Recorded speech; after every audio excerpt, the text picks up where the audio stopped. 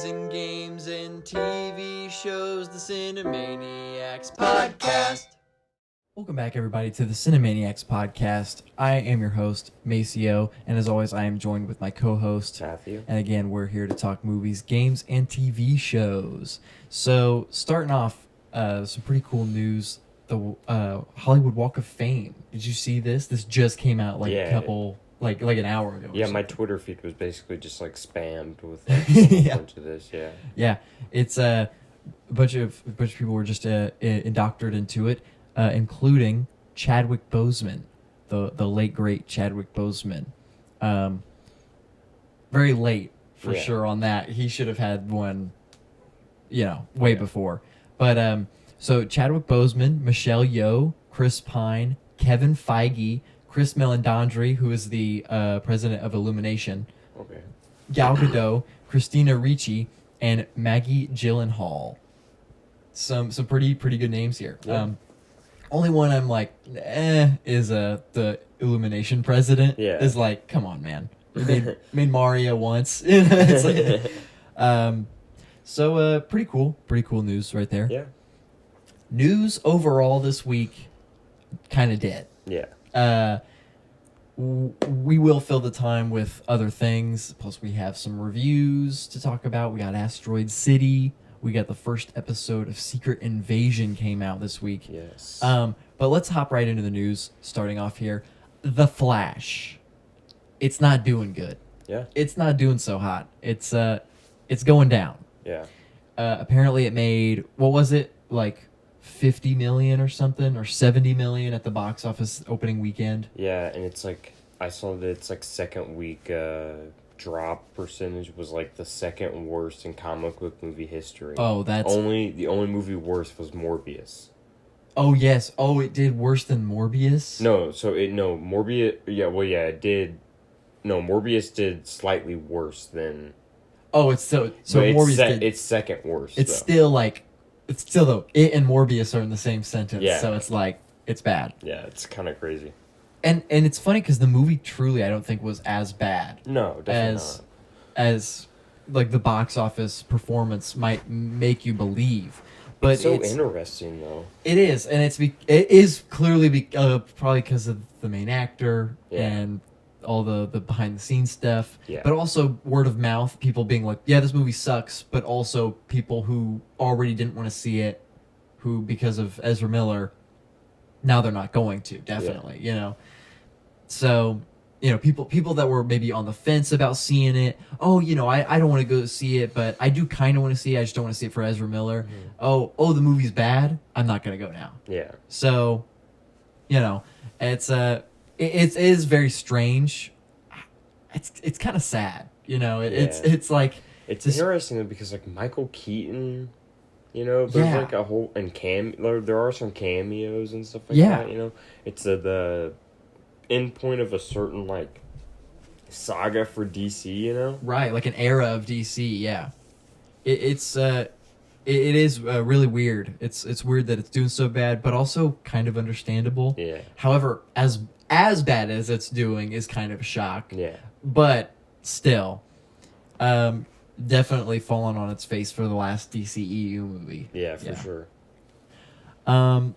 Invincible Season 2 has been confirmed to be dealing with the multiverse. So I know the multiverse at this point is kind of oversaturated. Yeah. But I think that there are still great stories to tell with the multiverse. Yeah. And it's just the fact that we see it so much that it feels like, oh my gosh, really? Another one, Yeah. But I think Invincible Season 2, and we were talking, apparently they do it in the comics. Yeah, so I mean, if it's the natural progression of like the story in the comics, it kind of just so happens to coincide with the whole multiverse trend and stuff like that. It's not really the story's fault, Yeah, it really isn't. It's kind of perfect timing in a sense. It's like, during the time when multiverse is literally everything. Yeah, literally. In comic book and like science fiction and stuff like that. Yeah. Well, E3 was this past week.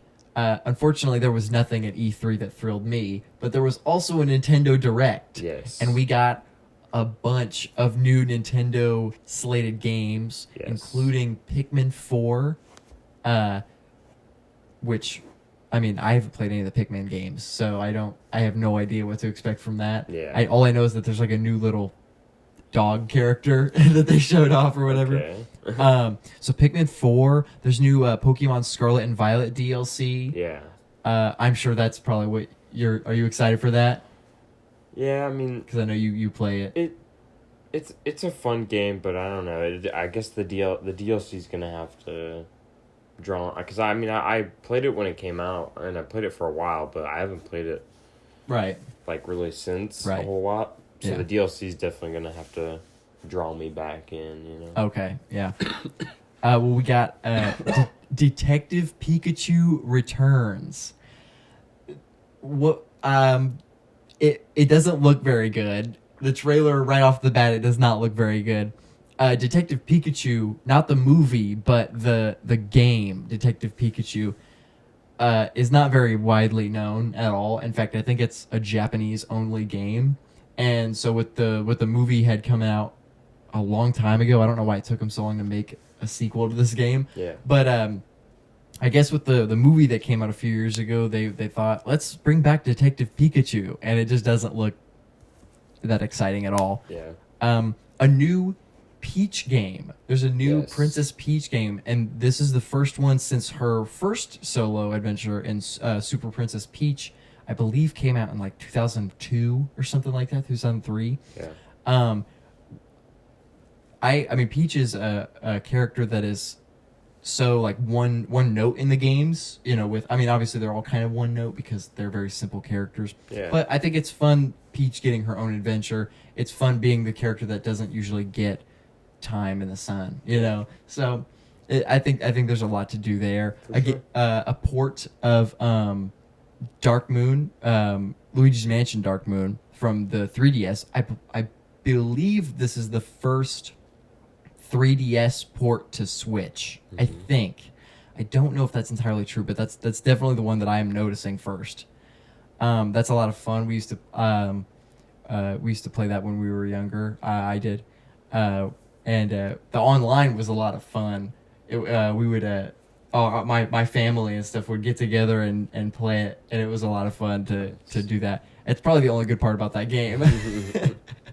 But the biggest news was all Mario based. Yeah. So we got a Mario Kart DLC, obviously. Yes. Some more Mario Kart DLC. We got it's coming to Mario Kart as Petey Piranha, Wiggler, and Kamek, and the track that they showed off was called like Squeaky Clean, like Circuit or whatever, and it's like a bathroom.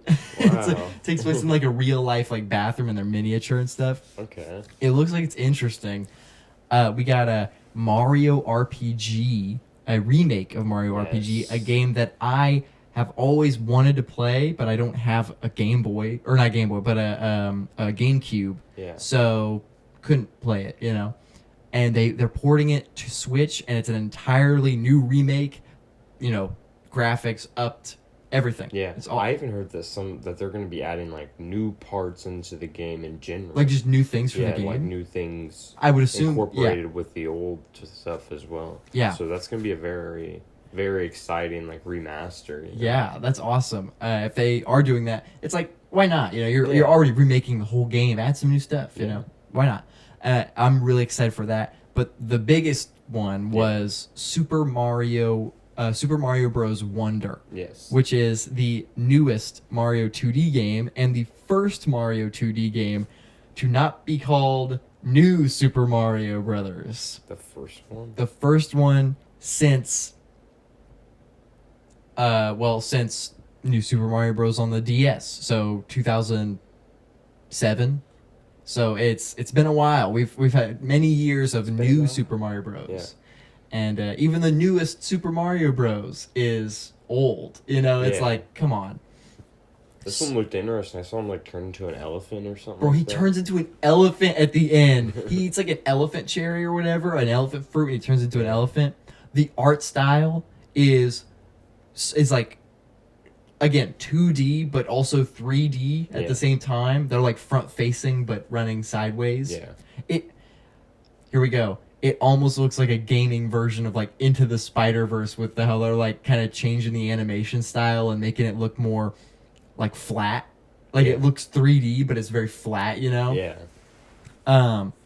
So it looks amazing. Like I can't wait to see a full trailer of gameplay and you know, through the worlds and stuff. I can't wait to play it. Yeah. It's gonna be so good. And you could play as Daisy. They brought in Daisy. This is the first time Daisy has been playable in a non like sports game or Mario Kart, something like that. This is the first time she's in a mainline game as a playable character. Wow. It took them like 25 years to make Daisy a playable character in a mainline Mario game. You could play. I don't think a lot of people caught this, but you can play as Yoshi. Wow. At least from what I caught, I believe you can play as Yoshi, and you can play as different colored Yoshis. So like your whole group can be Yoshi. Bro. This game looks great. I can't wait to see more. So the Nintendo Direct that they showed was really cool.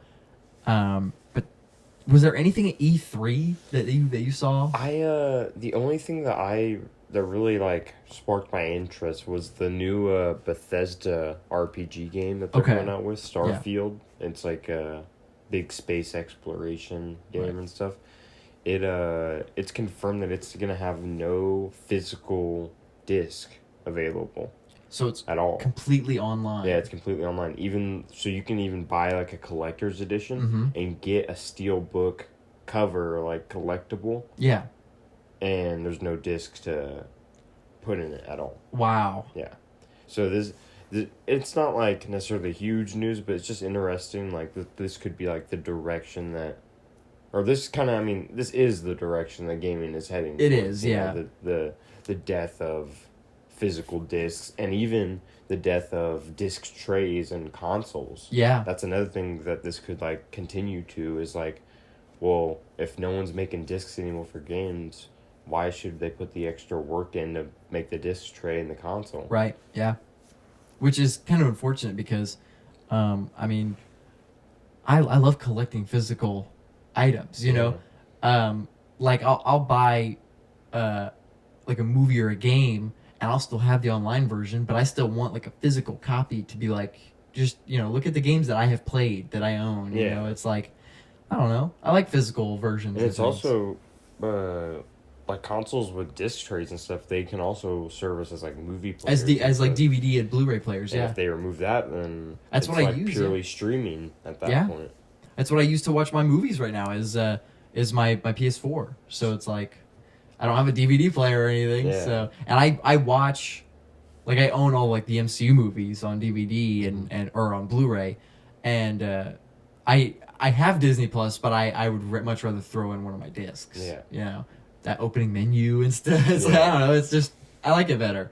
So, well, that's, yeah. I mean, it's just interesting. It's obvious that it's kind of going that way with like no more disc trays or like even cartridges or anything like that. Yeah. So, hey, the future of gaming. This is where technology's headed. Yeah. Everything's gonna be purely streaming and online and stuff like that. You know. AI is gonna take over. Yeah. It already has. It's in a show we're gonna talk about here soon. Anyways, but that is all the main movie, games, and TV news I had this week. Surprisingly short. I had I got a little bit more. So DC wise, some substance. So DC wise, they first off they made some pairings and stuff like that in the castings. Okay. And apparently, the pairing of David Corenswet and Emma Mackey is the front runner for Clark and Lois Lane right now. Okay, nice. From what I've heard, and it was from My Time to Shine Hello. Yeah. And for Lex Luthor, who is apparently going to be the villain of Superman Legacy, I didn't really know that, but it is apparently between Alexander Skarsgård and Bill Skarsgård. No and apparently, Bill Skarsgård is going to get the casting of Lex Luthor. Oh man, could you imagine two brothers going for the same role? Yeah. Oh man, there's gonna be some awkward dinners after that. I don't know if he's gonna I don't know if he's like confirmed getting it, but I think they're like at least gonna like that's who they want to. They're play. moving towards. Yeah, who they're leaning towards. Yeah. Yeah. Bill Skarsgård as Lex Luthor. I don't know. It's interesting, but he is such a creepy, like, actor. Like, his characters are so creepy. I don't know that I buy the businessman. I honestly think that his brother might be Alexander might be the better suited one for Lex. role, I think. For Lex, yeah. Obviously, we could be wrong about that. Bill Skarsgård could prove us wrong, be a great Lex Luthor. But I just think, looking on from it, like, outside view, Alexander, I feel like. Yeah. And, I mean, Bill did play a Lex Luthor type in John Wick, to be fair. Yeah. I kind of forgot about that. And he was really good in that. Yeah. But he still didn't scream Lex Luthor, you know? And, I mean, he was kind of a bitch, you know? He was like, that's kind of the whole point, is that he's kind of a bitch. So, I don't know. I really hope, as long as it's not a Jesse Eisenberg situation, because I know they wanted a different take on Lex for that movie, but Jesse Eisenberg as Lex was just not the right pick at all. I mean, he's a great actor. He's an amazing actor, but he was just the Joker or like the Riddler, you know? It's like, come on. So. But no, apparently that's the front runners and stuff like Superman. that for the main leads and stuff like Wow. The director for Blue Beetle said that they are not tied to any of the past DC films. He said that their film is not tied to films from the past, kind of reinforcing the idea that this is the start of the DCU. Yes. From the ground up, kind of. Yeah. Which is, okay, great. I mean, that's awesome. Yeah. Which is like, it's like, okay, so Flash came out and it immediately like failed. It fell on its face, you know? And then Blue Beetle comes out and it's the start of a new universe. But the end of the old universe has yet to come out with Aquaman. With Aquaman, obviously. It's like, come on. Yeah. Why are you even and it's like... It's not well placed. It really feels like Aquaman and Blue Beetle should really be swapped. Yeah, be switched. Yeah. Aquaman shouldn't be coming out at all. Aquaman should just... It's already... I mean, it already had so many problems coming out, like, already. Like, with Amber Heard being in it still. And maybe it does end up getting canned, honestly. It easily could, but I think they've already filmed it, or they are currently filming. But I mean, hey, they filmed all of Batgirl and they shut that down, so it's like, you know, who? Okay, but there's already so many issues going into the next Aquaman movie. That's like, why is it still coming out? Especially when you add on the fact that it's coming out after the start of the new universe, and you already know the movie's probably not going to be that good anyways. Yeah. So it's like, you know, you're not going to make that much money on it. I think you just got to make the choice to cut it, honestly, just for the sake of the continuity. Yeah, because they'll make more money canning it than they would putting it out. And plus, like, Blue Beetle feels like the movie that, like, might be, like, the one that is, like, restoring, like, audiences' faith in DC and stuff like that. Yeah. Like, their attempt at that, at least. And then coming out with Aquaman right after that. Yeah. That could be very, like...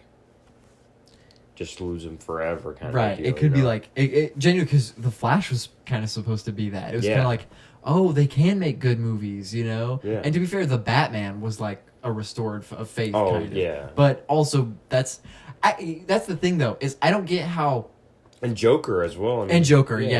I don't get how DC is making, and I know it's Warner Brothers mainly, but how is DC putting out movies that are so bad in their extended universe? I don't know. But they're also making movies outside of that with the same company, everything, that are even better, or that are some of the best superhero movies. Yeah. It's like, I don't get it. A weird concept. And the care behind them feels like different. Because like Matt Reeves feels like he has more respect for Batman than like almost any of than Zack Snyder say for Batman at all. Sure. Zack Snyder made him carry guns and kill people. That's enough, you know. Yeah. So I don't know, man. It's just Aquaman feels like it should go. Yeah, it does. It really does. I don't understand why it's coming out. Anyways, Jensen Ackles put his name in for Batman and Brave and the Bold. Yes. So, I would like this, please. Yeah. I would like this. I think it makes sense with him being like with Batman in that story being an older Batman kind of in general too. I've seen people say Jensen's like too old. He's 45. I don't think, and he looks. Ben's older, right? And he looks fucking 35. Yeah, honestly. he does. Like he looks pretty young. And I believe Affleck is older. So yeah, I think Affleck is older than him. Yeah. So. But Jensen Ackles as Batman and Bruce Wayne, it works. Like I can see it, and he's already played Batman in an animated movie. Yeah. But as a live action version, it would be so good. You know, I know it would. I'm pretty sure he's been like a long time like trying to get his name in for Batman. Yeah, I think it's something that he's wanted. Yeah, for a while. Yeah, I actually think he auditioned for the Batman. Dang. I think that would have been a whole different take then, because the Batman kind of leans into the fact that he's really young. Yeah, he's really young and stuff. Yeah, that's interesting. But apparently a Batman Beyond film with Michael Keaton was planned. Had the Flash performed well in the box office. Don't base the performance of Flash on a Batman movie. Yeah, this is like...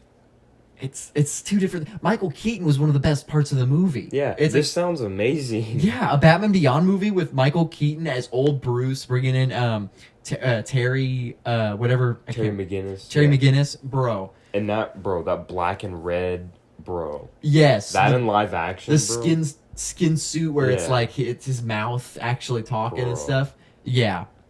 Yeah, I it's not a bad idea at all. I think they need to follow through on that, not based on the Flash's performance. Just because Michael Keaton's in the movie.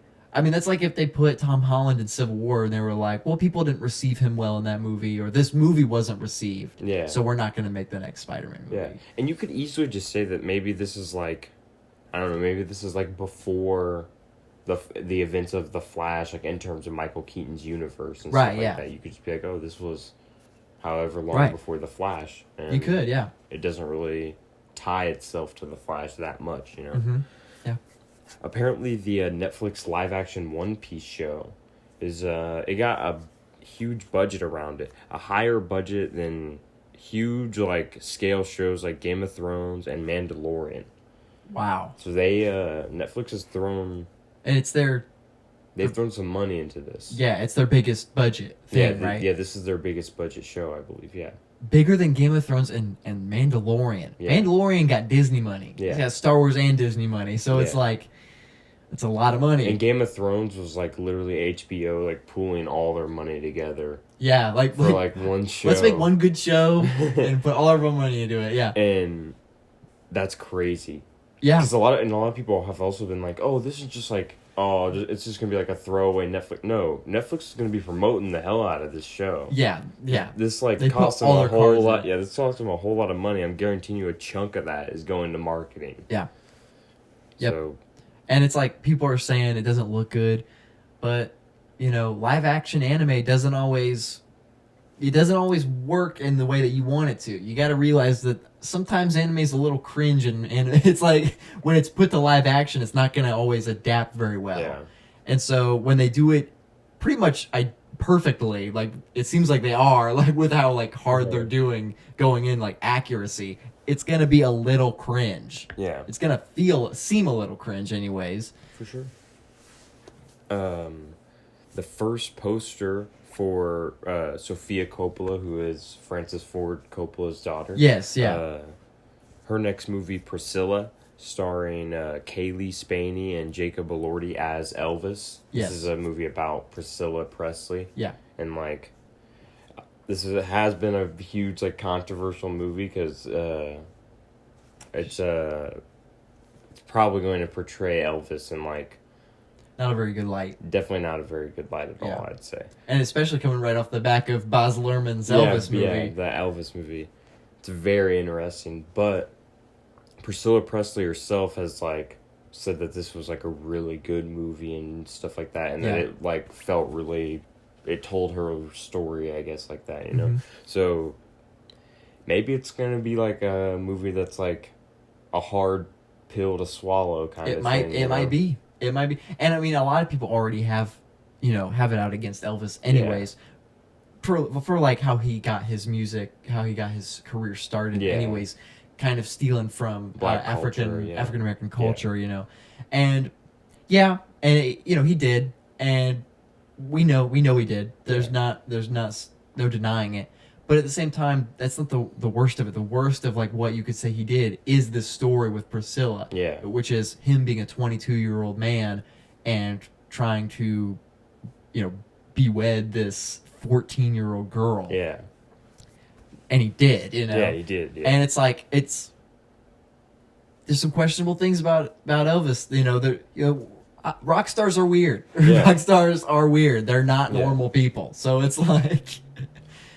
For sure. And I guarantee this movie will paint him in a bad light. Oh, And I'm gonna say your grandma and grandpa probably won't like this movie. Yeah, probably. They'll be like, that's not how it happened. Nah, it wasn't that bad. Priscilla herself probably had like a lot of input on this movie. I'm pretty sure she did. Said, this is exactly how it went down, and your grandparents are still gonna be like, that's not my Elvis. That's not true. But that's gonna be an interesting watch. I'm definitely gonna be seated for that one. Yeah, I'm watching that for sure. It sounds like a good movie. I won't lie. This is a very interesting movie. Paul Dano is going to be a YouTuber in then this next movie about the GameStop Reddit chaos called Dumb Money. What in the world did you just say to me right now? Yes, Paul Dano is going to be a YouTuber called Roaming Kitty. Oh. And it's about, like the GameStop stock and stuff like that. Right, and I think Anthony Ramos is also going to be in this. The guy who was in the Transformers. In Transformers, movie. He's going to be like a GameStop employee or something like that. Dude, Paul Dano's taking a dive. This is literally like he's going from Spielberg, Oscar-nominated Fablemans to this. Bro, and Paul Dano's older than most people realize, too. He's like 38 or some shit. Like Well, it's funny because there's some old ass YouTubers out there. Yeah, that's true. But Roaring Kitty, that's just that's so funny. That's awesome. Here's a good time to bring this up. Smosh came back, which is great. Here's a good time to bring this up though. Anthony Padilla is 36 years old. Wow, really? What in the hell? How is he 36? And he looks younger than everybody works with. Yeah, he looks super young. Yeah. I have a podcast I watch, Chuckle Sandwich, shout out.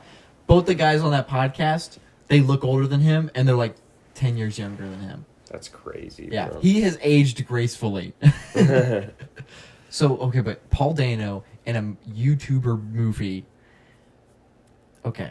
I mean, he played a Reddit user in Batman, so all right, let's go. Yep.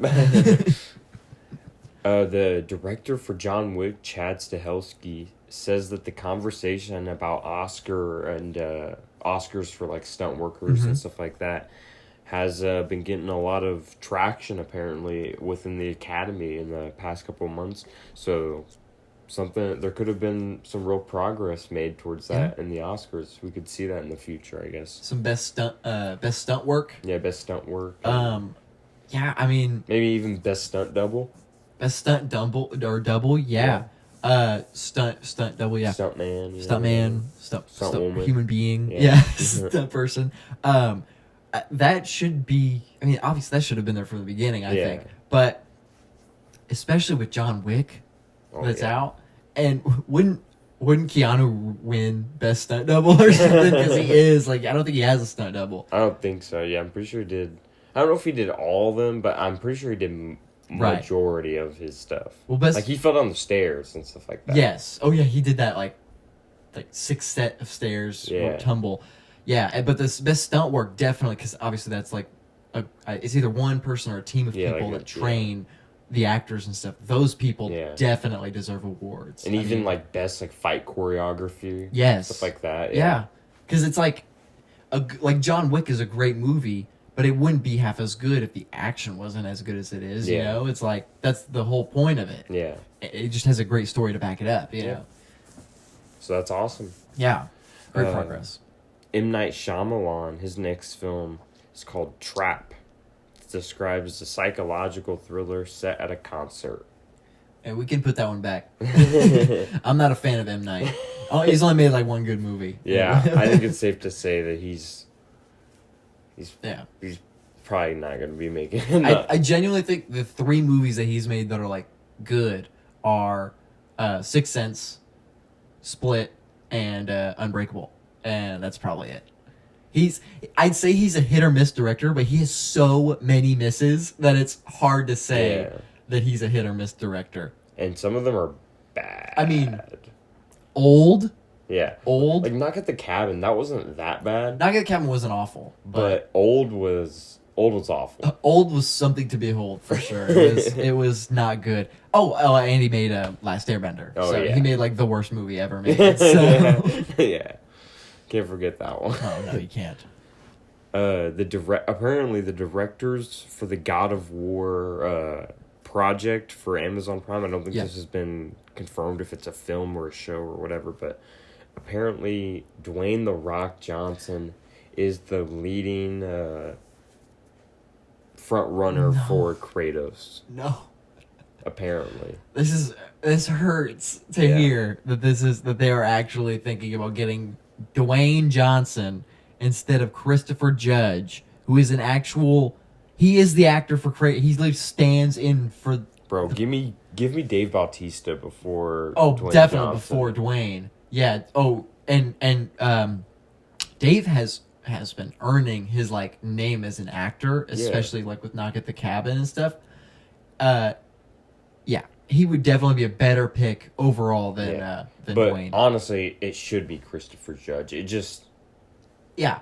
Why not? He's literally Kratos. Yeah, it's not like, I mean, obviously they work on the body, you know, but his face is Kratos. Yeah.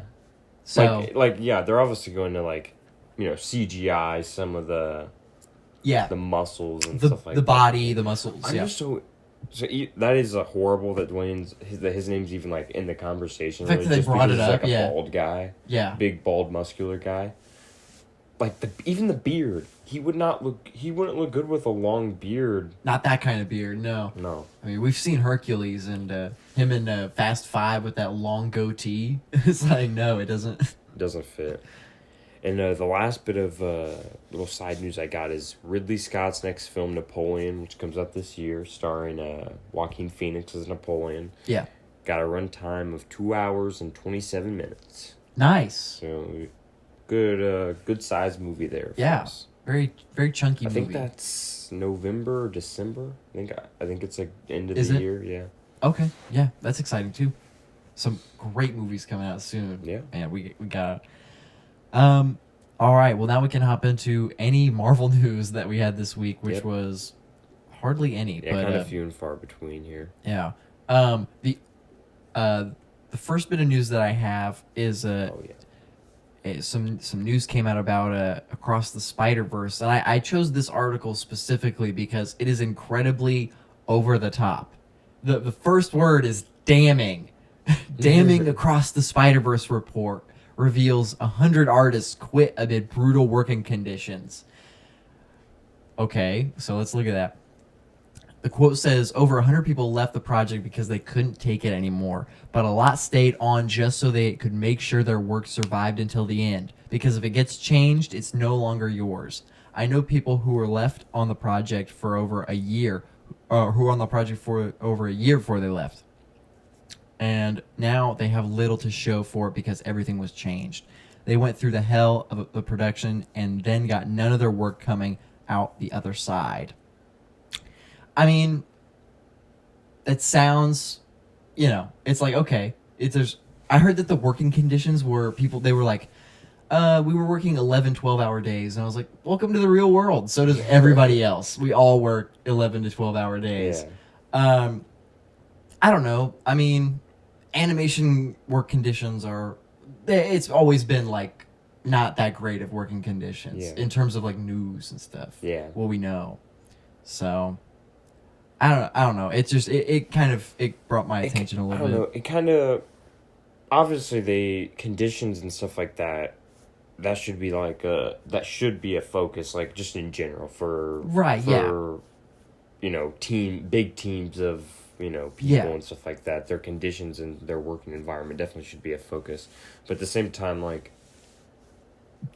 if you're working on a project for over a year and you drop out on and you leave for whatever reason, whether it's justified or not, you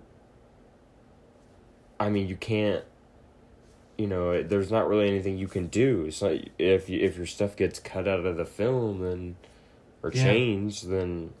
I mean, yeah, it sucks. I mean, like a year of your life, and they just kind of cut it out, or they worked over it. It's like, and they obviously need to take care of working conditions. That should be like the first thing that they do before the movie. So they're like, okay, how are we gonna treat our people? It's like we need to know how this is gonna get done. But that also brings up the other thing, which is a lot. I think one specific artist who worked on this movie said like, there's no way that Beyond the Spider-Verse comes out next year. Yeah. Like because they said with the time that it took for this one to come out, and they haven't even started on the next one or something, or like they haven't even like really gotten into it yet. Yeah. There's no way that it comes out next year. I kind of already figured. I was like, if they were already working on it, Bro, after Haley Steinfeld said this stuff about like, oh, we haven't even recorded lines or whatever. Yeah, it's not coming out next year. Yeah. So it's kind of a shock though, because they announced the release date last year. Yeah. I believe last year. Honestly, I don't know. I wouldn't even expect it in 2025 either. It took 5 years to get this one. So. I think they have probably worked on some of it already, but yeah, they got. It's gonna take a, I don't know, 2026. I'd say minimum probably.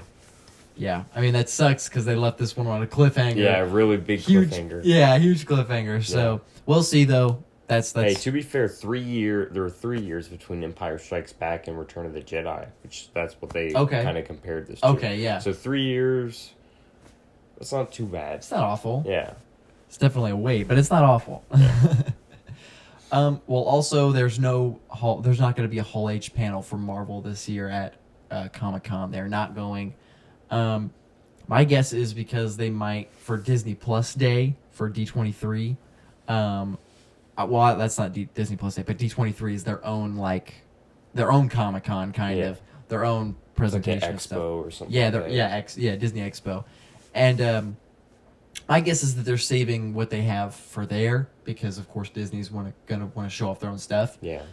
And the reason I'm willing to bet that they're not at Hall H is because the stuff that they have to announce, the only stuff that they have to announce is like so big that Disney is like, no, we're gonna announce that.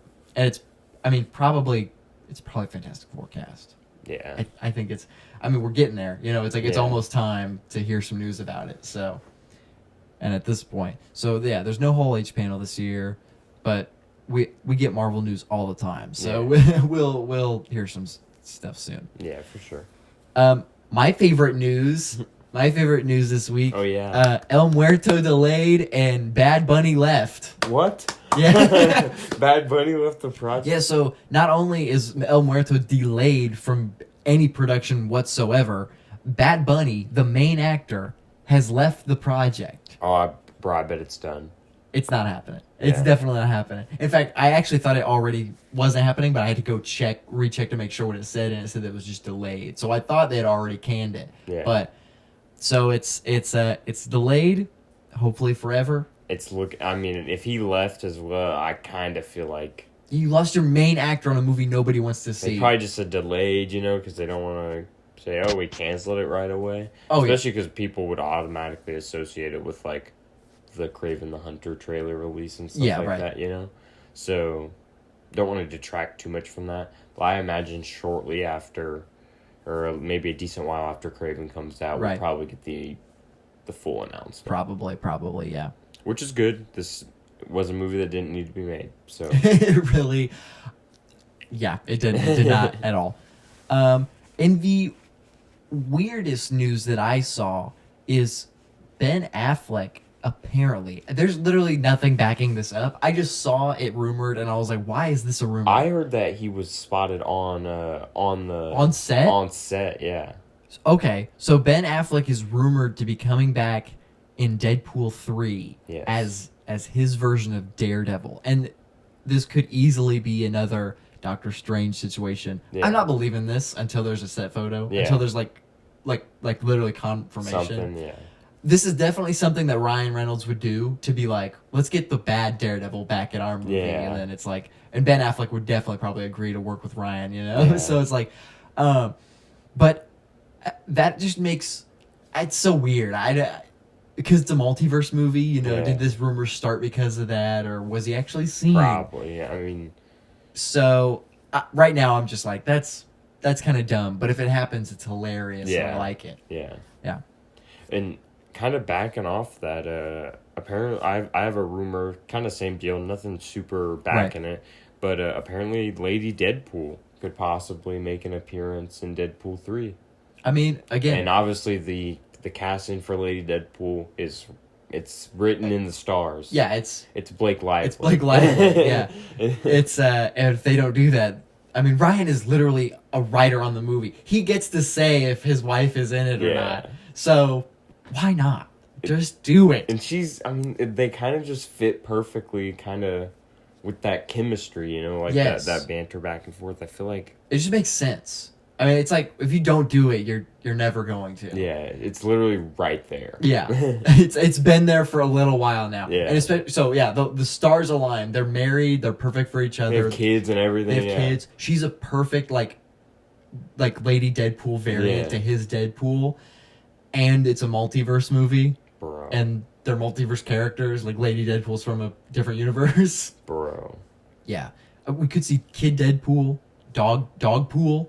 Headpool, who's literally just a floating zombie head from the zombie universe.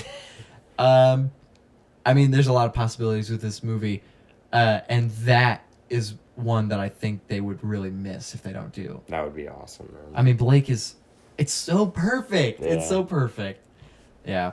So, but anyways, that was my news this week for Marvel and everything. And that covered mine as well. Okay. Yep. Well, now... let's talk about Secret War, I wrote Secret Wars. Why did I write Secret Wars? Secret Invasion. Yes. So, the first episode dropped this week. How do we feel? How are we feeling so far? It was a strong first episode. I agree. It did some stuff I did not expect at all. Like the ending? Like the ending. Yeah. And let's go ahead and say spoilers from here on out. Spoilers, yeah. So, if you've seen the episode, Maria Hill dies. Yes. I don't know if this is like she's actually dead. I mean, if she's a Skrull, yeah. Because if she's a Skrull, we would have saw her turn back. Yeah. So she's probably dead. She's probably dead. I don't know. I think that might be honestly my least. I'm very mixed on this because on one hand, it really shows that you are like having consequences. It shows like, no, we're not messing around. We're killing off some characters. There are consequences. Yeah. And on the other hand, it kind of feels too early to do that. And especially in a show about not trusting what you see. Yeah. You know, it was like, crazy because Kobe Smulders said before the show came out, I really feel like Maria Hill like comes into her own for the first time. No, in this show. I mean, she got more character, obviously, and she was. I mean, it's the most character she's had in the entire MCU for sure. But it's not like enough to be like, we really dived into my character, or dove into my character, and it's really unfortunate if this is the end of Maria Hill because after Maria, all we have left of S.H.I.E.L.D. is Nick. Yeah. And Maria was kind of that hint of like phase 1, you know, it's kind of that I miss Coulson, you know, I really miss Coulson. But you know, can't believe they haven't used the multiverse to bring Coulson back. Yeah, to bring in Phil Coulson. I can't. I bet you anything they do though at some point. Yeah, I mean, because they don't count Agents of S.H.I.E.L.D. Neither do I. I mean, the show I've seen, it's good. It's a good show. But I don't really want it to be a part of like the main timeline of stuff because Coulson's death is so good in Avengers, and it literally brings them all together and shit. You know, it's like and it hits so hard because he's in almost all of their movies. Yeah, he's in Iron Man 1, Thor. He's really in Thor. He's like pretty big in there. Yeah. He's in Iron Man 2. Iron Man 2, yeah. And that might be it. Oh, and then Avengers. So he only connected technically Iron Man and Thor.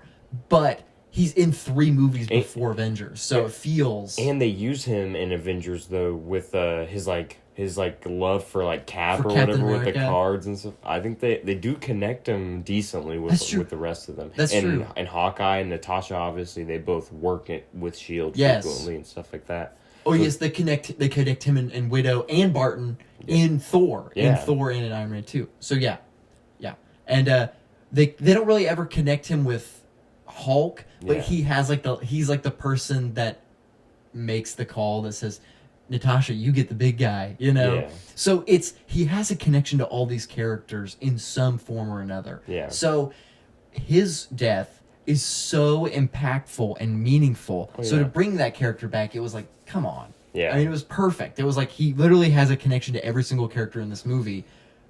You know, it's like his death is perfect. Yeah. It makes sense.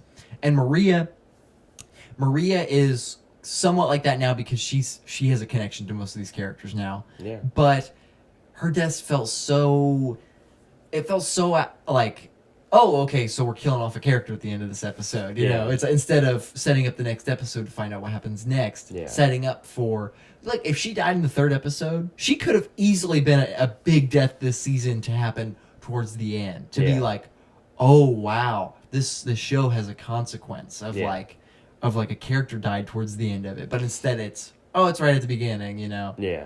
We're starting the show off this way. Yeah. So I don't know that I am very mixed on it. I can't say that I don't like it, but I can't say that I like it either. It's very mixed. So, but it's Talos is a lot of fun. Ben Mendelsohn is a lot of fun. Yeah.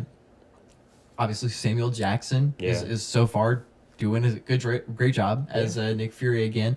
This is the first time we've seen him as Nick Fury, not counting cameos like in Infinity War or Endgame, and not counting Far From Home because it's not Nick, it's Talos.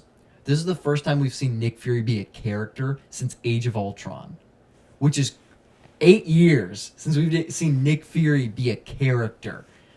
Is wild. Yeah. It's crazy that it's been this long. Why wasn't he in Civil War? It does kind of feel like I'm back kind of... It does. Kind of feeling to it. Especially like when he steps out of the ship. Bro, the camera... Bro, I love how the camera lens like distorts his body. He looks like an alien? Yeah, when he steps out of the ship and then it comes into like frame and stuff like that, and he's like all cool. He kind of looks like... The whole feeling feels like, here we go again. You know? It kind of feels like I'm too old for this shit. Yeah. You know? And he's doing a great job as Nick. Obviously, I have no complaints about Samuel Jackson as Nick Fury so far, or Ben Mendelsohn as Talos. Yeah, they've really done a great job diving into the characters so far. With Ben Mendelsohn as Talos, having his wife died, a character I did not care about at all. Like, I mean, she barely was a character. She was Talos' wife, you know, and like she was Maria in Far From Home, and she has like one line in Captain Marvel probably. But in the show, they treat her as such like it feels like a character we've already known and like we followed or something, you know. And I think they do a good job making it like this person is dead and it's affecting us, and I've really felt it that it did affect them, along with Emilia Clarke, who plays Gaia, and is Talos' daughter. I think she's doing a good job so far. Yeah, I know you're a Game of Thrones fan, so is she doing her all right job so far compared to that? I mean, obviously that's a big. I mean, she's like has like a.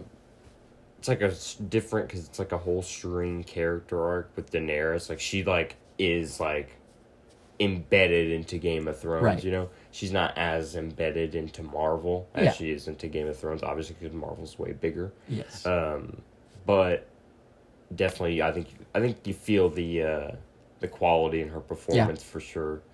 And she feels like she's going to be a big player in this show alone, and to be maybe excited for where she could possibly go in the future. Yeah, I'm willing to bet if she doesn't die in this show, she's probably going to come back for the Marvels. I mean, why not? It would make so much sense to you. Yeah.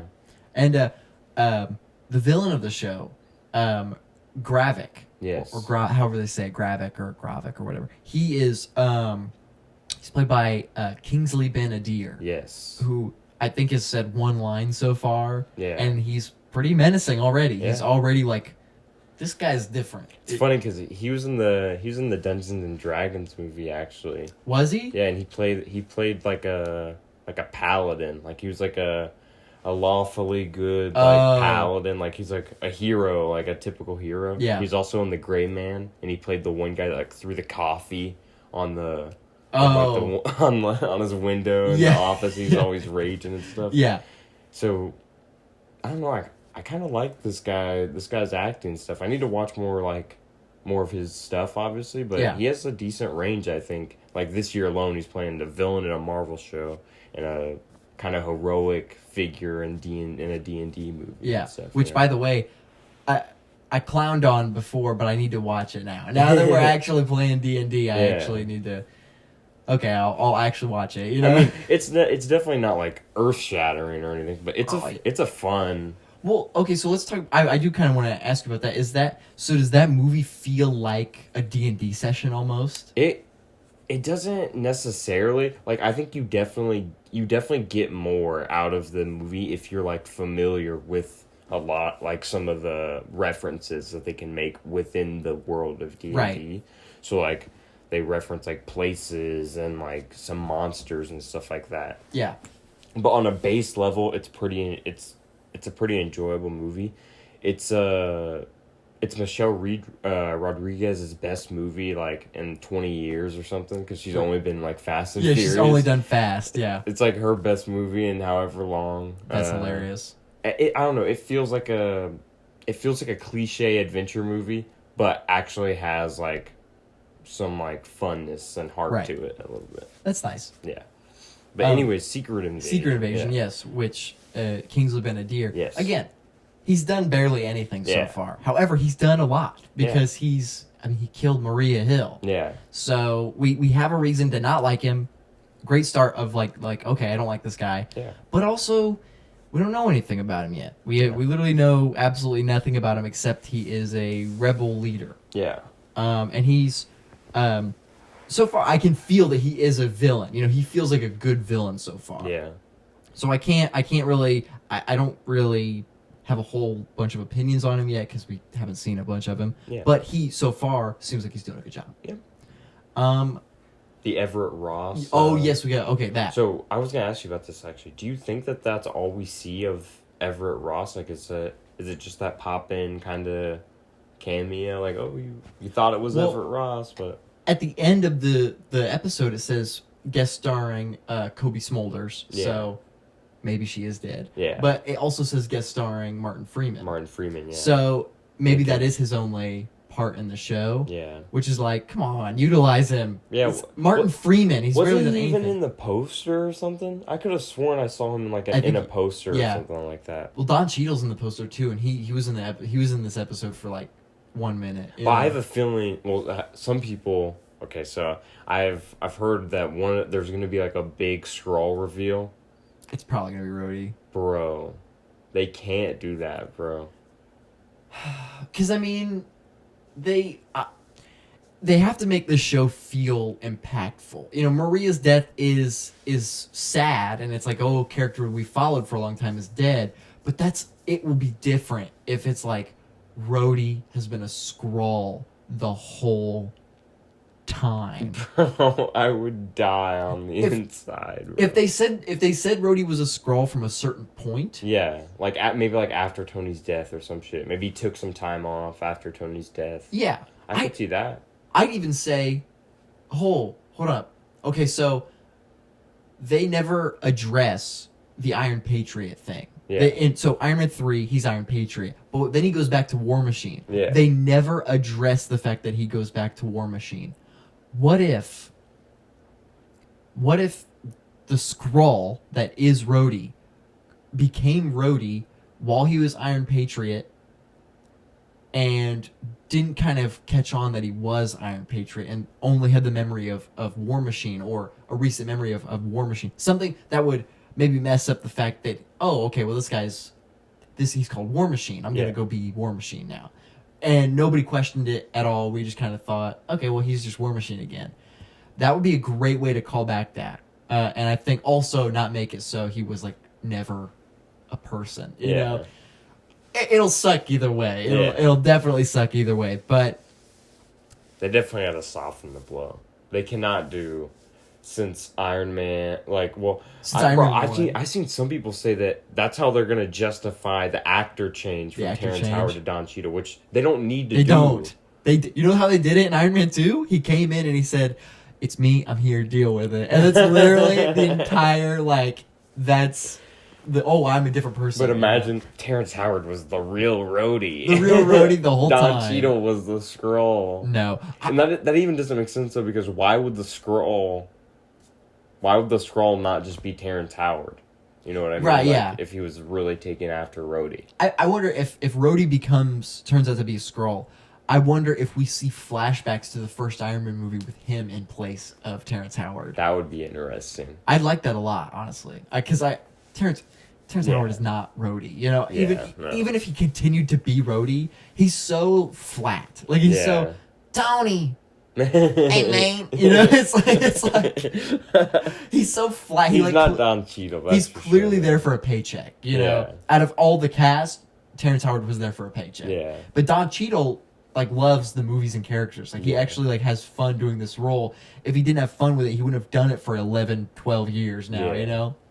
So it'll be heartbreaking, and they'd honestly be choosing the perfect character, because he's a side character who has not had his own movie, but he's in almost every movie, and he's an Avenger. Yeah. So it's big enough to hurt, but it's small enough to not be like, oh, I actually hate this to my core. Because if they do it right, it could work, you know. But either way, I don't want Rhodey to be a Skrull. I don't want Rhodey to be a Skrull at all. Especially with his movie coming out soon. Like, is he gonna be a Skrull? No, no way. I feel like if he's the main character of the movie, he's gonna be actually Rhodey, you know. Okay, yeah. Oh, one last thing I actually just thought of. Okay. So Emilia Clarke's character Gaia, she says the longer that we're in our human form, the harder it is for people, for humans and Skrulls to distinct us from who we are. And I believe that also kind of entails that they can get lost. Lost in their this person. So it's possible that maybe like Rhodey. Right. So it's possible because the rebellion or whatever has probably been on Earth for years, and we just don't know it. And I mean, Captain Marvel takes place in 95, and Iron Man is 13 years after that, I think. Mm-hmm. So in the timeline, so that's, let's say, 13 years to go from we are looking for a new planet to we just want your planet, actually. Because I mean, 13 years is a long time. I don't think for 13 years they're just going to be searching. I think somewhere in there they had to say, well, let's just turn back and go back to that one planet we were at. Yeah. So I think it's very possible, and we know that the Skrulls are old. Like all of them, like Talos is 106 or 136 or whatever they say. And it's very possible that Rhodey could have been a Skrull the entire time, and he got lost in it and forgot he was even a Skrull or something, or maybe just got so good at it that no one can tell him apart, you know? Yeah. So that's something I just thought of. That's very interesting. But yeah, Secret Invasion first episode was a pretty good start. Yeah. We'll keep going on the episodes as they come out. For sure. And so now let's talk about the movie we watched. Yes. We saw Asteroid City, Wes Anderson's Asteroid City. It was pretty good. It was a pretty good watch. Yeah. What'd you think? I thought a lot, honestly. It made you think a lot, The movie is a lot, I think. So, one, I really want to say that I really need a second watch of this movie. Like, I feel like I kind of feel that way about a lot of Wes's stuff, but this one, like, I strongly am like, there's definitely... It will definitely, I think, be enhanced upon a rewatch and stuff like that. But from the initial watch, the visuals are phenomenal. Oh, they're so good. The cinematography is awesome. The visuals are perfect. Yeah. You know, the what I love is that, like, so in the very, like, saturated, colorful space, they're obviously, as we know, watching the film, they're doing a play. Right. Yeah. So it makes sense for, like, the color to be, like, so saturated, you know, and so bright. Yeah. And so vibrant, very vibrant, you know? And and then I love how every scene outside of that though is black and white and dark, and the real life scenes they're dark. They convey that it's not entertainment. It's not a play. You know, it's life, and I think that's a very just subtle kind of art style change and to convey, you know, the different settings and stuff like that. Right. I think out of all the Wes Anderson films, this might be one of the strongest, like, overall casts. Yes. In terms of the cast of actors. Because usually it's like, it's a huge name cast, but only, like, one or two people really rock the house, you know? Right, yeah, like the main actors. Or maybe one, you know, specifically. But in this movie, there is some that stand above. There is, you know, Scarlett Johansson and Jason Schwartzman. Yeah. But honestly, no one, like, almost everyone fulfilled their role, and even some of the smaller roles are very, very vital to what the movie is about and what it feels like and stuff like that. Right. Like Margot Robbie, like Adrian Brody, like who's Bryan Cranston even. Bryan Cranston, Edward Norton. I actually really liked Bryan Cranston. I thought he had some really good line delivery throughout the whole thing as like the narrator kind of guy. You know, it was really nice. He's a lot of fun as the narrator. Yeah, Edward Norton was perfect with was it Jason Schwartzman that was in those black and white scenes with him? Yeah, so him and Jason Schwartzman's character and Edward Norton's character were like lovers. Yeah. Yeah. That was pretty awesome. That was really cool. I like that. Maya Hawke, she was pretty cool. Yeah, Maya Hawke was good. Steve Carell was fun, man. Yeah, I look back on, I was like, he wasn't even in it for that much. Yeah, he really wasn't, but he clearly was supposed to be like Bill Murray's character. Yeah. Yeah. So and Tom Hanks, Tom Hanks was great. It's so funny how every actor that is in a Wes Anderson movie, even ones that have never done one, they fit so perfectly. Yes. Tilda Swinton. She's been in a couple now. She's in like almost. But she was great. She was great.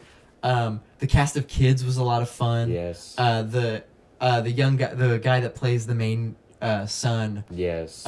Tyler, I think his name is Tyler. I can't remember his last name, but he's great. And his movie, he's in 8th grade, and I believe I don't even think he's an actor in that movie. I think he's like one of the kids that literally went to the school and was one of the friends. Jake Ryan, that's right. Woodrow. Yes, Woodrow. He went from this movie 8th grade that Bo Burnham did, where he was basically just a guy that they were like, hey, you want to play this character in this movie that I'm doing? Yeah. You know, you're someone in this person's life that I'm trying to just incorporate into this movie. Yeah. And he's in a Wes Anderson movie. Yeah. As a main character. That's awesome. Yeah. I love that. And he's very he's just like the character in 8th grade. He's very actually he feels like that. Yeah. But he's really good in this. Yeah. And I really enjoyed Jason Schwartzman as the main character. He was great. You know, Jason Schwartzman's killing it this year. Yes. With this and Spider-Verse. Yeah. And it was so beautiful. Like the colors. And there's only like 2 colors in this movie. Yes. And it's so gorgeous. Yes. It's like this soft like baby blue and like a really like rich orange brown color. Yeah. And some white and pink in there too. Mm-hmm. Very nice colors. And okay, so my favorite thing I think about the entire movie is the set design and the set is amazing. The sets are great. So the set design and the placement of where actors are in certain scenes. Yeah, like the blocking. Yeah. Blocking, exactly. I completely forgot about that word. I was in drama class. Yeah. It's made to feel like a Nuketown. Bro, yes. That's my favorite thing about the movie. People are just like standing in the background, kind of like non-moving, really. Yes. And it's so funny because when it first started, when the opening shot, when the camera moves and shows you the area that it's in, yeah. When it was doing that, I was like, this feels like a Nuketown. Yeah. And then the bomb went off in the background because they're testing the atom bomb, and they said, "Oh, it's another atom bomb test." And it was like, and then they talked about how like that it was like an abandoned nuke town or something that they repurposed, and I was like, "That's awesome." The fact that I noticed it before anything was said, it proves that it really does feel like a nuke town. Yeah, and it being in like obviously the middle of nowhere. Yeah, but the blocking. That is the cherry on top. Is the fact that he got the actors to feel like dummies, like test dummies in the area. Yeah, incredible. I really like the camera work in this movie as well. There was a good use of particularly pushing in and pushing out. I thought there was really good usage of that. Like a lot of times he would push out and maybe reveal another person in the scene, or just give us a new perspective or a new point of view on the same scene. Yeah. And it was really nice. And there was also a lot of fluidity, like a lot of moving through whatever, his particular set path that he had us on. It kind of feels like a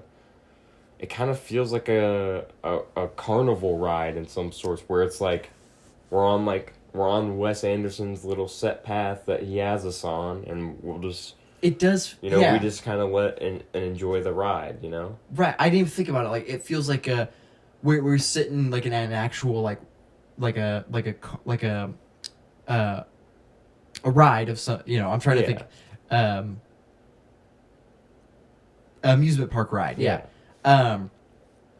it feels like you're just sitting there and you're watching the stuff around you, like there's like a Jurassic Park ride or something, and it's you just flowing through the water, watching all the dinosaurs and stuff. Yeah. And it's like that's a ride, that's just watching stuff. That's what you're right. That's what this movie feels like. Is like, oh, look over here, Tom Hanks and his family. Oh, over here is the Steve Carell and Liev Schreiber bit where they're like it's just comedy, straight comedy over here. The alien bit. Yeah. That's probably my favorite scene in the entire movie. The alien scene. The first one, specifically. Yeah, the first one was really good. Jeff Goldblum plays the alien. And I love that it says in the beginning, it says Jeff Goldblum as the alien. Yeah. And first of all, you see that and you go, yeah, that makes sense. Yeah. And when you first see the alien, I don't think it's actually like there's a person in the suit. I don't think so either. I think it's all stop motion. Yeah. But when in the actual real life element where it shows like it's a play and stuff, Jason Schwartzman walks by Jeff Goldblum in makeup and stuff, and he's like, "Now I don't think my alien would talk like this" or something like this. So it's like, it's funny that it's like, oh, there's Jeff Goldblum as the alien. Okay, but no, I really love the usage of. I really like the overlapping of the play aspect of it and the real life aspect of it, where it was like literally in the middle of a scene he would go he said Jason Schwartzman, he says something like, I don't understand the character or something, and he's like, I don't get it, and he stops and he walks through a door and it changes to like the actual set, and he goes through and he walks behind the stage and stuff. And it's like that whole scene where he's like, I don't get the character. Why is my character? He's like, I don't get it. Yeah. He's like, you don't have to understand everything, Oh yeah, the banger line. I don't understand the play. You don't have to. Just keep telling the story or whatever. Yeah, I don't understand. Bro, that line fucking, I don't know. It just struck a chord in me for some reason. It makes sense, It was just like, it fits with like with the character, obviously, just doesn't really matter if you understand or not, just tell the story. Yeah. But it also fits like Wes Anderson kind of in general as well, because it's like, so a big complaint about his that it's very pretentious, it's very it's jerking itself off kind of, it's. There's a lot of layers and stuff. Yeah. There's a lot of like deeper, subtlety meanings and stuff. And it's like you don't have to, and that line kind of feels like him telling the audience, like, exactly, yeah. You don't have to understand everything.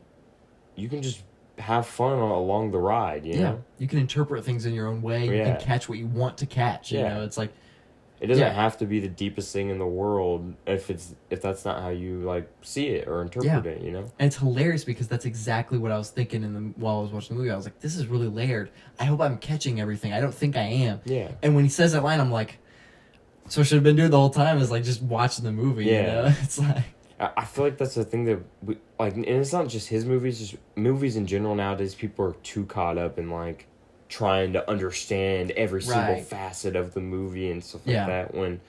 And that can make you lose sight of like actually appreciating the movie for what it is, you know, a piece of art, you know. Yeah. And I don't know. I thought Asteroid City really felt like a celebration of, and it's very much a double down of Wes Anderson. It doubles down on his style. So he also, so while he does say, hey, if you don't have to understand every single part of the story, you don't have to want to try to understand everything. Right. But at the same time, I'm going to make movies how I want to make movies. Yeah. Because it's my style, it's what I want to do. This is what I built my career on and stuff, you know, it's what he enjoys to do. And that's what this movie also does. It doubles down on his style of filmmaking, you know? It's great. It is the like, every line is Wes Anderson. Mm-hmm. It literally is. And I've seen multiple of the actors say that they had to do, like, multiple takes because they had to get a line said specifically in his Wes Anderson way, you know? And in his perfect line delivery way. Make it symmetrical! Yell at it. I love that. Like, it's like, I think it's fake, right? I believe it's fake. I think it's fake, it's like fake, like BTS of him yelling at actors. Make it symmetrical! Yeah. but no, it was truly like just a really good movie, man. Yeah. Just a great movie to just sit down and watch. And it feels very different from The French Dispatch, I feel like, because it's like... Oh, yeah. Because that was his, like, most recent movie, was The French Dispatch. And it feels like... While they both are very much Wes Anderson, and they both attempt to tell, like, a story through a story, you know, kind of, it still feels like Asteroid City has more basis on it with how the characters and how the story is all written and stuff like that, and how it comes together towards the end. Right. Which I will say that is my only complaint of the movie, is that the second middle part is like... It's my only complaint. It kind of felt, it at least towards the end a little bit, it kind of felt like it was dragging on, but then the third act I felt like kind of made up for that a little bit by bringing it to a close in a really good spot. Yeah, the first and third act are definitely the stronger acts. Oh, yeah. And the second one, that was my only complaint that I really had. But again, minus that, minus the fact that truly the second act does drag a bit. Yeah. Minus that, it's still a great movie. Oh, yeah. And it's, I love that what you pointed out, that it's both him saying you don't have to understand everything that I am making. Yeah. And, just enjoy the movie, as much as you can. Yeah. But also, I'm still going to do what I love to do. Yeah. I love that. Yeah, he's not gonna change. Yeah. That's basically what it felt like to me. I'm not gonna change. It literally is like, it's like a mixture of both, F you, but also it's okay. Yeah. And the fact that he has that short film coming out on Netflix later this year, and then his next feature film he confirmed is going to be a espionage thriller with Benicio del Toro in every single shot. Every single shot of the movie. That is crazy. Benicio del Toro is gonna be broken when this movie's. He's gonna be like, dude, how do you even do that? Like every single shot is gonna have him in it. Well, that means like establishing shots where he does the spin around. It's gonna be like a one take. Yeah, it's gonna be a one take. Yeah, a lot of one takes probably. Yeah, him like going from station to station, just being like, maybe he's doing something at one place and the camera moves to show the next place. He's like, okay, I gotta go over here to do something now. It's like that's gonna be crazy. But I feel like that the details of that alone feels like, okay, yep, you're doubling down. You're not changing on your style of filmmaking. And it's so I love Wes Anderson's ability to make everything, no matter what it is, feel so innocent. Yes. And whimsical and childlike, Yeah. I love that. I love the feelings that this movie made me feel, because there's too many movies nowadays where I walk out, I watch the whole thing with like just a blank face, and I just walk out and I was like, it was good. It was okay. It was okay. Yeah. This movie made me like feel something, even though it's not the greatest movie in the world. It's not even his best movie. No, it isn't. Yeah. But it just feels refreshing in a sea of movies that can be mediocre, be they can get muddled up, with each other. It feels great to have a very stylized and unique movie this year, especially. Yeah. It was very nice. I agree. I think this one will probably stick with me for a while as well. Yeah. And I want to applaud Wes Anderson for including not one, but two black people. Yeah. finally incorporating another diverse character. Yeah. He did... There was an Asian actor, though, so he actually does have some diversity. However, when you look at the slate of Wes Anderson movies, like, white. It is, like, very blank, For sure. But yeah, no, a great movie. Great movie for sure. And we were going to drive an hour to see it. Yeah. Like, we were going to drive an hour to see it, 10 o'clock at night to go see it. Yeah. We would have come back at, like, 1 or 2. And day of, you texted me, you were like, they actually, our theater got it. Yeah. They have a showing at like 9. I like how they, like, didn't have that up beforehand. No, not at all. And like, day of. Yeah. Because a friend of mine who works at the theater, he said, oh, where are you going to see? He said, I was like, the other theater. He was like, what? We don't have it. He said, well, you just got showtimes for it. He's like, oh, we did? Oh, awesome. I'm glad we got it. Now I can go see it. Yeah. So, really, really happy it came here. We got to see it. For sure. Now, let's go ahead and jump into this game that we got here. So, today's little extravaganza game,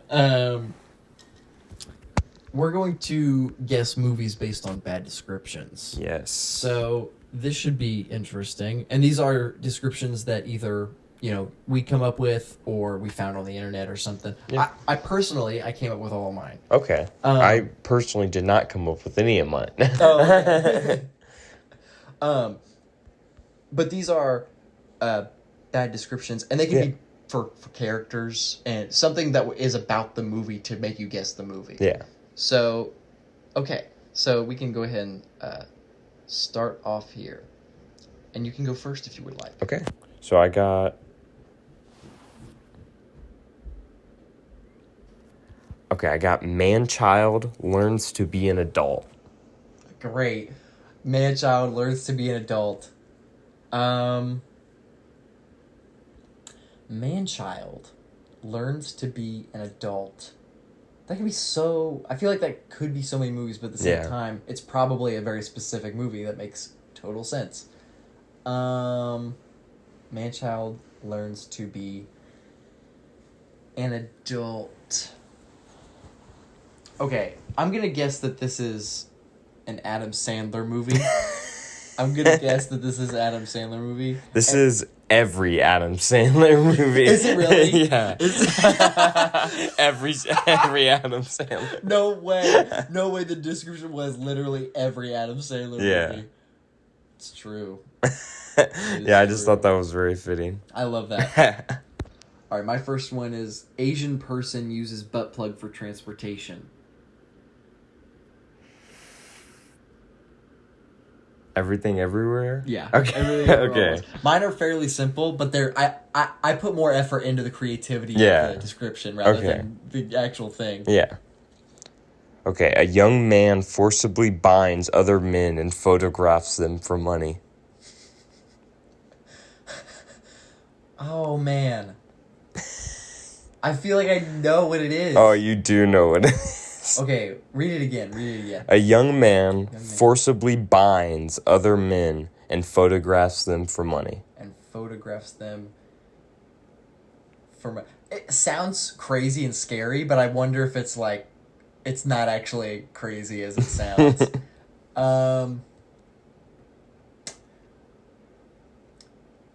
A young man... Okay, and it's other men. Right, he sends other men he photoshops. He's forcibly binding and photographing these men for money, yeah. I genuinely am blanking. I don't... Is there a hint you can give? Or just lost here? Superhero?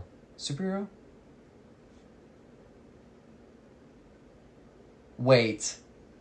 It's Spider-Man. Yeah, it's Spider-Man. That's a great description. I'm guessing the first original Tobey Maguire. Yeah, it was just the first original. Yeah. Okay. That's hilarious. That's a great description. Okay, my next one is I'm gonna hurt Bert. I'm gonna hurt Bert. Oh, is this The Machine? No, it's not. Oh, damn. Oh, that would have been so good. I honestly thought it was really good. No. What is that though? Do you not know what it is? No, I don't know what it is. It's Kill Bill. Oh. I'm gonna kill Bill. So the bad description is I'm just replacing two other. Yeah. Okay. I got drug-addicted girl takes advantage of mentally challenged boy for 3 decades. Oh my god, what? Okay, wait. Drug-addicted girl takes advantage of mentally challenged boy for 3 decades.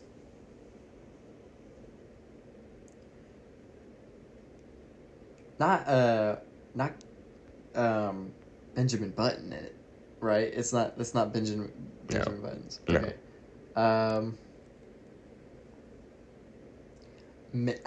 Okay, drug addicted girl takes care of mentally challenged. I don't know. I don't know. It is Forrest Gump. Oh man, that's so obvious too. That's literally quite literally a description of the movie. I feel like. Okay. Father reunites with son first time after mother's death. Father reunites with son first time after mother's death. This one's very vague, but I feel like it's pretty good.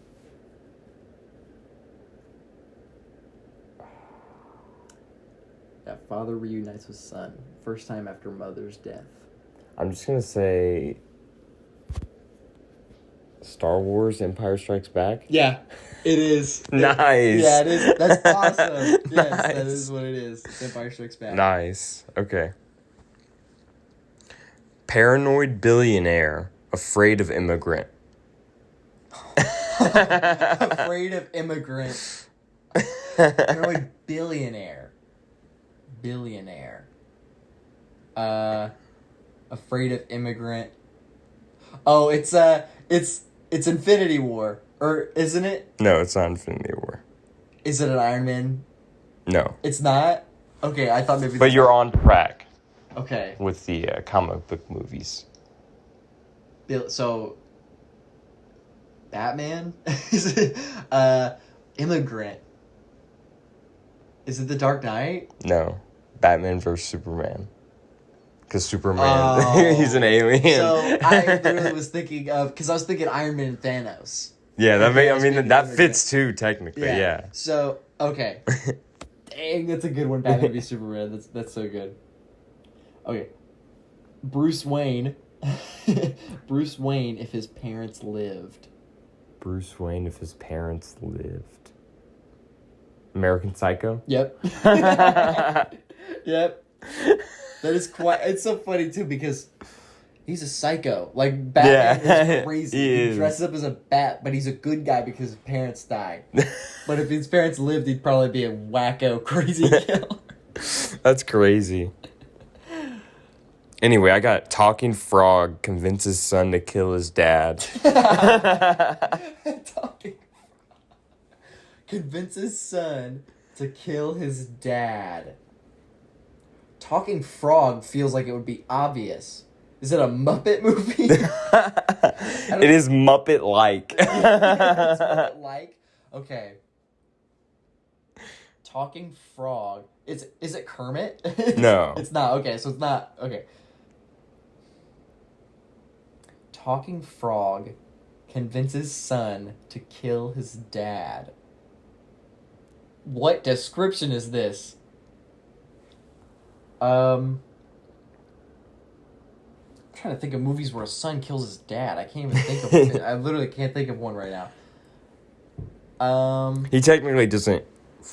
He technically doesn't kill his dad in this movie, but it's like he sends him on. Is this Empire? Yeah, it is. Talking frog. Yeah. Okay. I was like, oh, and it's still Jim Henson.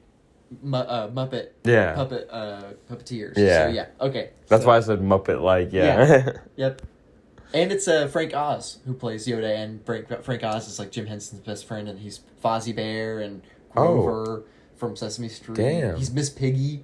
He's half the cast of the Muppets is Frank Oz. Bro, that's crazy. Yeah. That's actually crazy.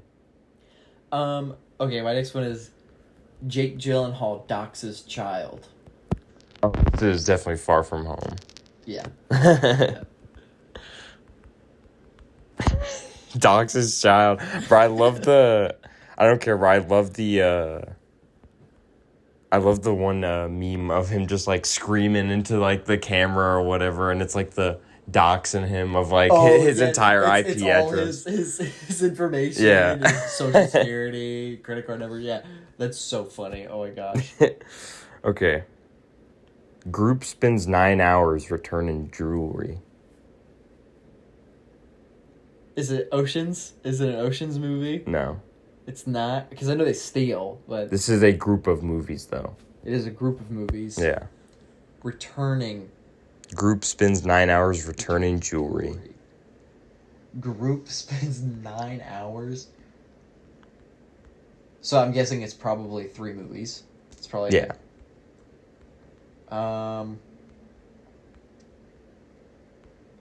Okay, it's not any Oceans movies. Returning jewelry. I don't know. It's the Lord of the Rings. Oh. That's good. Dang. They're always actually good. Yeah. I don't know it. Yeah. Okay. This one I like. Okay. The greatest pro sleep ad ever. Biggest pro sleep ad ever. Yeah. Inception? No. It's a good one. I will give you a hint. It's not the thing that you would think of when the movie happens, but since you've seen the movie, I know you have, this will make sense. The greatest pro sleep ad ever. Taxi Driver? It's a good one too. No, it's not. It's Fight Club. Oh yeah, that makes a lot of sense. Yep. Taxi Driver's a good one too, but that one is. I feel like that one's not as good because literally all the things at Fight Club happen because he doesn't sleep. Yeah. So, Taxi Driver doesn't hammer home the insomnia as hard as Fight Club does. Yeah, it's like just an aspect of his character. Yeah. He doesn't sleep. Yeah. I got cancer survivor never loses his sense of humor. Cancer survivor never loses his sense of humor. Yes.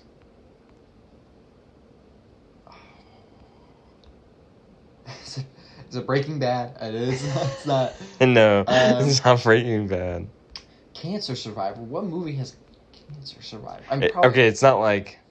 I don't know if he actually has cancer, but it's more so like just describing kind of the state that he's like physically in. Okay. Still has a sense of humor.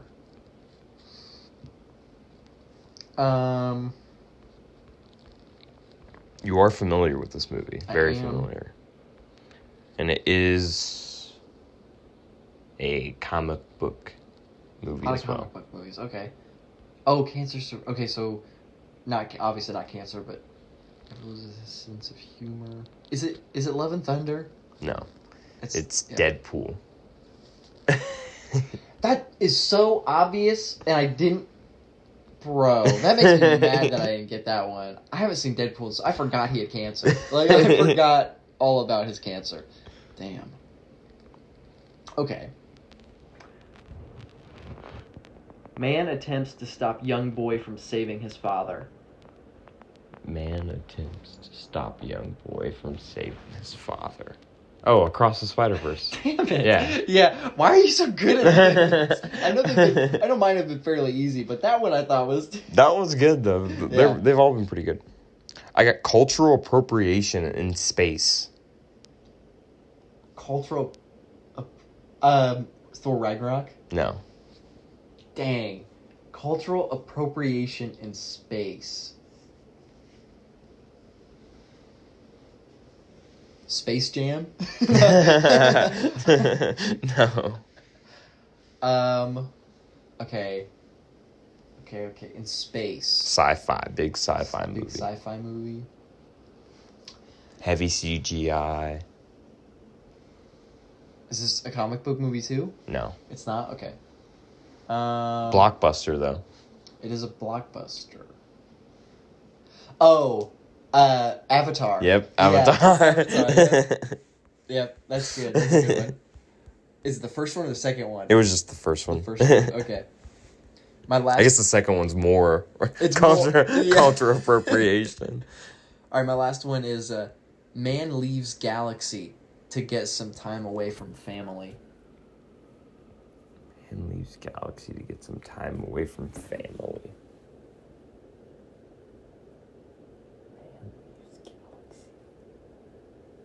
To be more specific, it's our galaxy.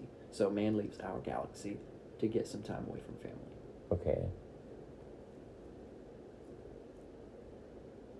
Oh, Interstellar? Yeah. Yeah. Yep. Dang, you got all of mine. That one was good, though. That one was really good. Yeah.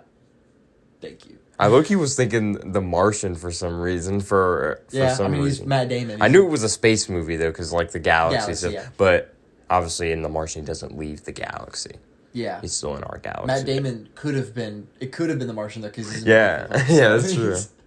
He plays the same character. I got for my last one, old man obsessively stalks teenage girl. Had to end it off with a banger. Okay. Old man obsessively stalks teenage girl. So I'm gonna guess that this is a movie that's not like an actual like Predator-based movie. No. It is a romance movie, though. Oh, oh no! Is it Lost in Translation? No. That's a good guess, though. That is a good guess. Oh man, old man stalks young girl. So I guess my hint here is that the old man he's not like, he doesn't physically look like an old man. Is this Benjamin Button? No. What? Okay, he doesn't physically look like an old man. He looks like a young person. Yeah, you're describing Benjamin Buttons right now. Okay, I give up. I don't know. It's Twilight. Bro. Yeah. Okay, yeah, that was a good one too. I like that one. Dang. All of those were obvious, but yeah. That was fun, though. That was really fun. That was fun. I like that. Another game added to the list. Nice. All right. Well, now we can hop into our recommendations, or what we watch segment. And so, what do you have anything? The main one I have is Call Me by Your Name. Okay. I think I'm pretty sure it's the one movie I watched. It's a lot. it is neat a lot. It's so it's obviously it's a gay romance movie, right, with starring Timothy Chalamet and famous cannibal Armie Hammer. Yep. And it's definitely a very solid very well, not solid, very strong romance movie, and a very strong it's a very expressive movie, and it expresses a certain string of emotions and stuff that, although you're seeing it through the lens of someone who's gay, mm-hmm. you're and struggling with their identity and if they actually are gay or not, it's still applicable to everyone, non-gay people and stuff like that in general, because right. it's just the idea of figuring who you are and figuring out your identity and right. things like that. Tale old as time. Basic stuff that everyone can relate to, as long as you can put yourself, not having to have yourself as the person front represented. You can still relate to a gay story without being gay and stuff right. like that, And that's what we were talking about the other night, or last night. With I personally think that I can connect more with gay romance movies, even without being gay. I feel like that I emotionally connect more. Yeah, I feel than with a straight relationship in a film. Yeah, even though I am in a straight relationship. Yeah. I don't know. I think that the movie, it's definitely very expressive. It's very emotional, and it kind of feels like a foreign film, and it is technically a foreign film. Right. Yeah. But there is a decent amount of English in it and stuff like that. Yeah. So it's kind of 50-50 there.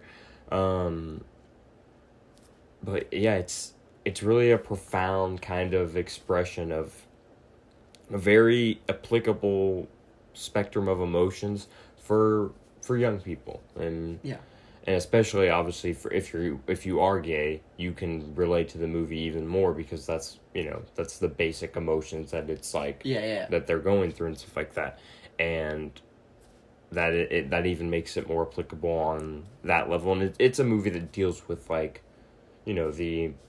the struggles of telling your parents and stuff like that, and even just being worried about the reactions and the pressures around you. And it's set in 1983 as well, so it's not it's not a progressive time period by any means, but it's still very very well done, and there's a lot of care behind it. The filmmaking's really great. The cinematography's great. Yeah. The camera work is very nice, and it's also Timothée Chalamet's breakout role and stuff, and he's perfect. He really is. Yeah.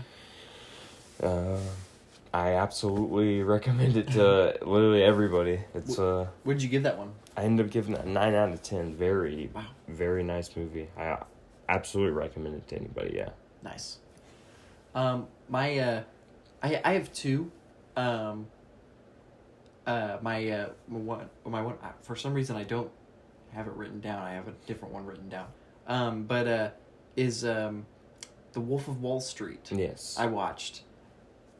There's not much that I can say about this movie that people don't already know. Yeah. It's Martin Scorsese's most widely known film, I think. Yeah. It's like The Wolf of Wall Street is a known film amongst normal non-movie cinephiles, or whatever, film lovers. It's a very popular movie. Yeah. And it's but it does an incredible job of showing, it's probably the best movie out there that shows any kind of corruption and greed within a person, I think. And it's so funny because he starts off the movie, Leo starts the movie really innocent. Yeah. It's so funny watching that first scene where he's like, "Do you want some Coke?" And he's like, "No, I'm okay." And then later it's like, "I love cocaine." Yeah. It's he's so just the opening shot of the, it's not the opening shot, but it is one of the opening shots of the movie, is him blowing coke up a girl's butt. It's like that is the set tone of the film, And it does a great job showing off corporate greed, and especially 80s stockbrokers in on Wall Street and stuff like that. And it's also just a great character story or character analysis. Even though it's not like character analysis in the same way that maybe a movie like American Psycho is, where we're literally in his head the entire time. Yeah. But it is pretty much like that. I mean, we know what he's thinking for most of the time. So, it is a great story. Leo should have won Best Actor. Yeah. I mean, obviously, that goes for a bunch of the movies that he's in, but this one is like, come on. This one, that's like the big one, I feel like. Yeah, it's like, this one should have been it. Yeah. And Margot Robbie and Jonah Hill are on par with him. Yeah. I mean, like, maybe like he edges him out a little bit, but they are right there next to him almost, you know? And Jonah Hill, so funny. Jonah Hill's so funny in this movie. He's so good.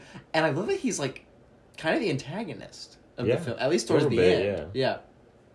And I actually did some looking around at Jordan Belfort's real Instagram account just to see what he's doing. And I'm like, this guy, he's got a podcast about like trillionaire mindset, you know? He's like, bro, his voice sounds way different than Leo. Like, Leo was definitely doing him some justice. Oh yeah, but also drugs get to you, you know? The drugs will do that to you. That's true. But no, Wolf of Wall Street is great. It is a slow...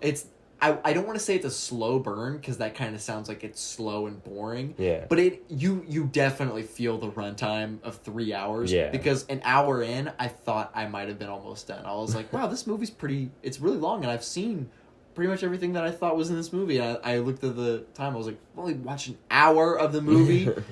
But that was a good revelation, because I wanted more of the movie. So but it's just a great story about corporate greed and stuff like that. And his speeches are so captivating in this movie. I'm not fucking leaving.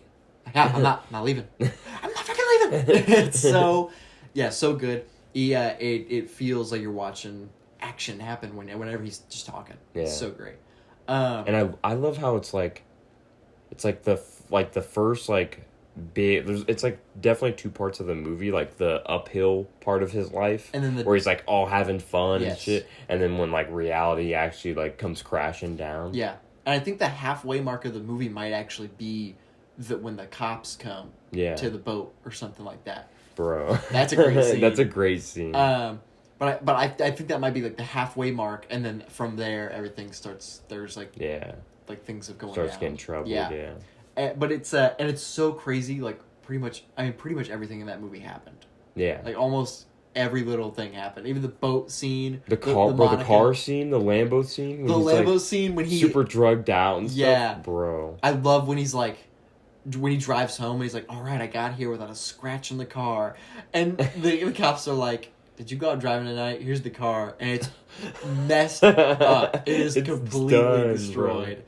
That's so good. But I highly recommend Wolf of Wall Street if you haven't seen it. Yes. It was my first time watching it. It was something I kind of felt like I already had seen it because I'd seen so many clips of it. Yeah.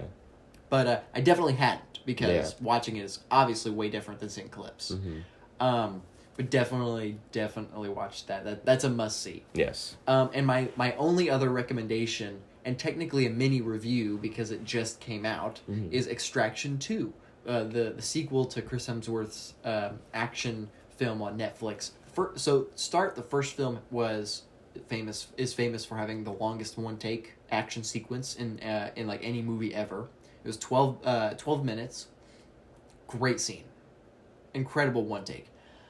The second one upped it by 11 minutes. So it's a 21-minute action sequence that does not stop. And it takes as soon as it starts, it goes, and you look at the time when it's over, and the movie's halfway over. So it's like, wow. And it does better pretty much everything that the first movie did. The only thing I miss about the first movie is like this. It has this like dirty, like gritty feel. Like everything is like gross feeling. You know, it feels like real nasty, I guess. Mm-hmm. That my only issue with the new one is that it doesn't feel like that, because this one feels very sleek. It feels like nobody's really getting hurt, and it doesn't feel like real real gritty or anything like that. Well, the action is great, but it doesn't feel like in this gross world, you know. But the characters are better. The acting is better. The well, for the most part, the acting is better. There are some moments where it's a little weak, but it's the story's fine. The story's a lot of fun, but the action is definitely where what this draws in. Yeah.